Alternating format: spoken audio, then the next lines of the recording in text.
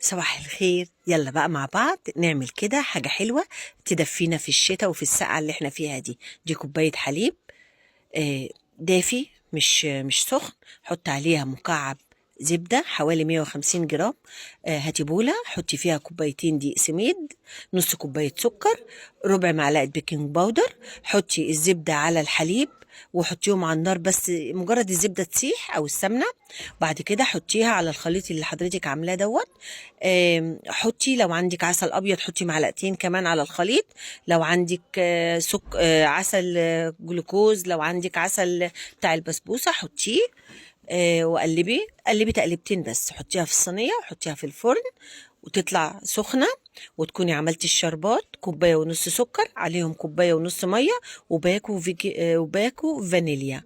بصوا، بص الحلاوة، ادي البسبوسة بعد ما خلصت، وادي جمالها مش لازقة في الصينية. طبعا قبل ما بتحطيها الخليط بتاعها في الصينية لازم بتدهني الصينية زيت او سمنة، بس يفضل سمنة يا جماعة، لان البسبوسة حبيبتها السمنة البلدي.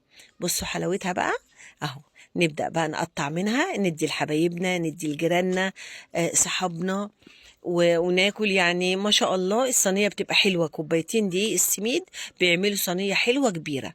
خلاص عرفتي المقادير ايه؟ لو عندك اي سؤال اسألي في الكومنتات. انا قلت كوبايتين دقيق السميد بتاع البسبوسة، عليهم ربع معلقة بيكنج باودر، عليهم رشة ملح، عليهم كوباية حليب، عليها على الحليب بنحط زبدة أو سمنة حوالي 150 جرام ونسيحهم على النار.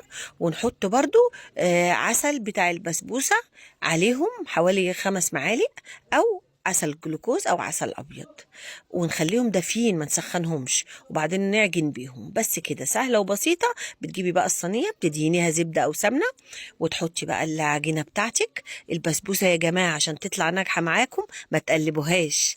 يلا لا تنسوا اللايك والاشتراك. عايزة أكد بس عليك المعلومة تاني قبل ما أختم، معلش.